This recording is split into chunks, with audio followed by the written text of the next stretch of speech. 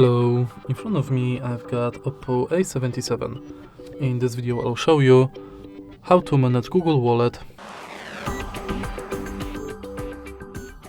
In the beginning, let's go to Wallet, tap View Wallet button, and as you can see from the homepage of this app, you can add payment cards, check quick tips, manage your passes, and add new passes like Transit Pass, Loyalty and Gift Card to your account. If you go to menu, you've got access to your Google accounts, all wallet tips,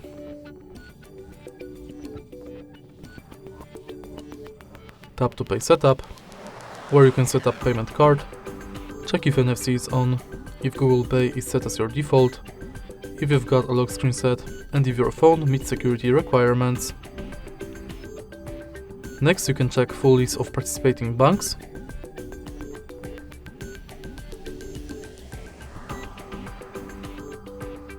and manage your passwords in Password Manager.